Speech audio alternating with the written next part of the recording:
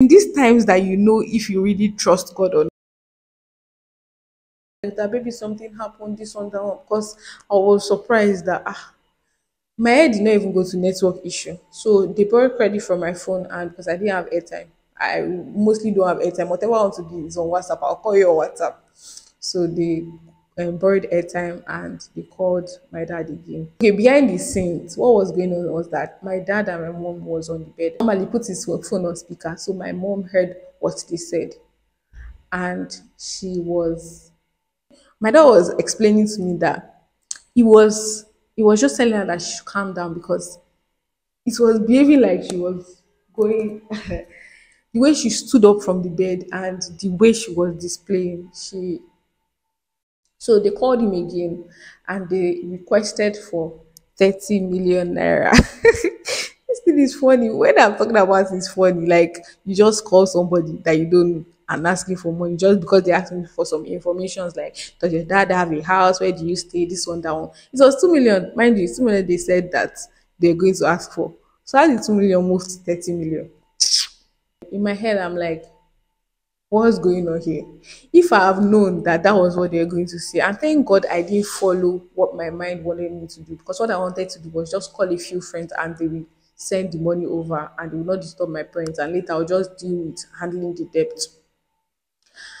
I heard 30 million and my head was just like, see, do you know what I just thought? I just said that, see, the only thing that can happen right now is just a divine intervention. Let's say they actually have that money. Let's just imagine. Do you think someone in this economy, someone just keeps 30 million in their account just like that without it being for work, or they use it to do business or something? People don't just do that these days. There are some people that do, like if they have so much money. But I'm just saying that, do you just put that money in your account? Or is it something that you'll be able to access on the spot? So my dad he was a calculative person and a realistic person. He was just like, okay, that 30 million is too much. How much can you collect? He was trying to be calm and everything, that it was too much. I can't remember what they said because behind the scenes, like I said again, they were hitting me. So my thought process and everything was just somehow. So they gave me the phone to talk to my parents because obviously it's possible that you stole my phone, ran away, and demanding for money. So when they gave me the phone, I was not crying. I was just speaking in tongues under my breath. So they used a rod, like this iron rod, to hit me on my leg so I could cry, like I could shout out so my parents could hear me. So I spoke to my dad for a little bit. They said that they already told me that I should tell my dad that daddy have been kidnapped, this one, that one. So I told my dad.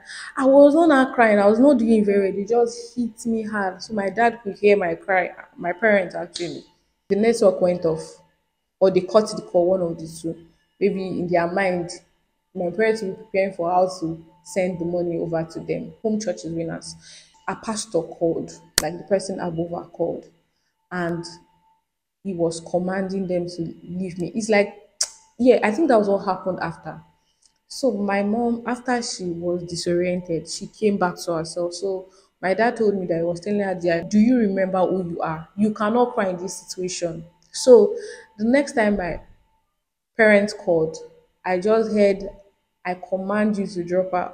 You know, in my mind, I was like, hold up, hold up, hold up. See, it is in these times that you know if you really trust God or not. Yeah, I'm like, what's going on? First of all, they did not call on time. Secondly, they are commanding these people to drop me. Even though I've heard a lot of testimonies like that, in my head I was still like, what is going on? Instead of my mom to be asking that 30 million is so much, how much is it? She literally told them that, you know whose daughter or who you carry, that this is Bishop Davido's daughter. So nothing shall by any means happen to her.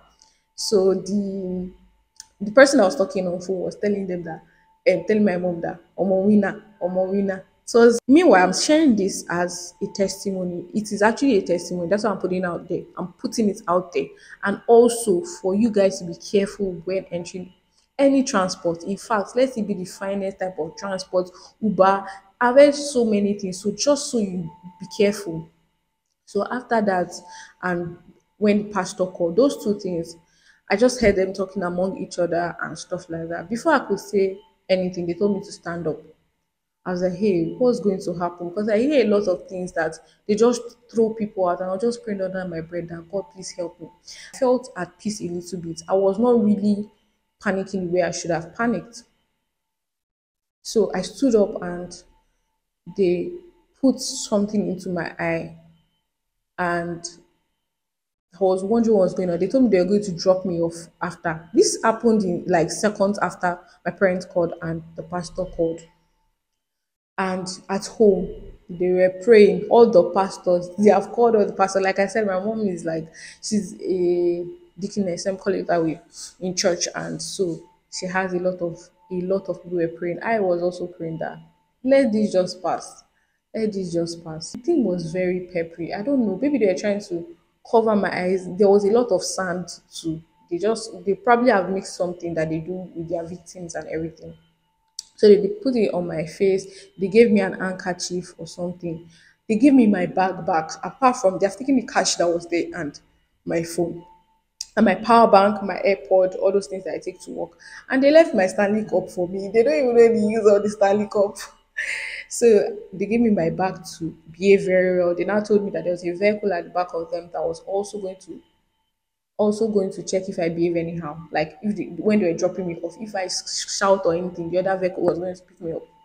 So I was just praying to God that they don't throw me out of the vehicle because we're on the road. So I saw them slowing down, and they dropped me off. Hope I'm not missing any part. They dropped me off anyways.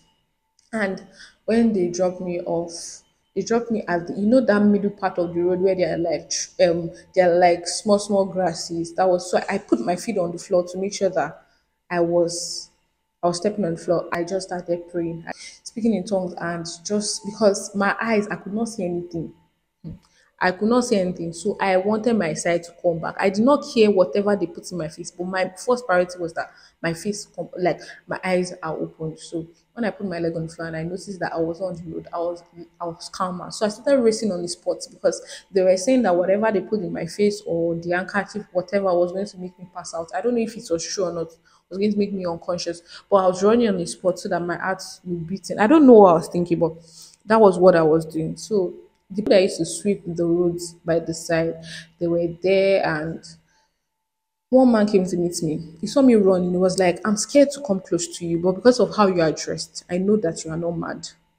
And or maybe he thought that I was about to be mad. Also, I don't know what he thought it was. He just said that he knows that I'm not mad. So he called his other colleagues because he was kind of scared to come closer so that they can pull me to the other side of the road. So with my Stanley cup, there was a little bit of water inside. So I opened it while my eyes were still closed, and I poured it on my face. Like I poured it on my face, and when I did that, I just told the Holy Spirit that I need to regain consciousness. Just imagine it was aboniki they put in my face. The way my eyes opened, it was just surprising because this thing happened in like minutes after they dropped me. I washed my eyes and my eyes came back. So it was clearing gradually, and I was putting me in so much pressure that putting in so much force to open my eyes because it was sand, a lot of things in my eyes. So they pulled me to the other side of the road. So when they put me to sit down, I was crying. I was crying so hard because I could not believe what just happened. This man was passing, he was going to work, so he saw me. They told him what happened. That he's like, this guy just had that one chance, whatever. And all I could just say was that, sir, please give me your phone. I need to call my parents. Because it's possible that they are driving and they are still negotiating with my parents, even though my mom was not negotiating. But my dad was the one that said how much can you collect and all. So I called them immediately and told them that they have dropped me off. Whew. My parents were in another state.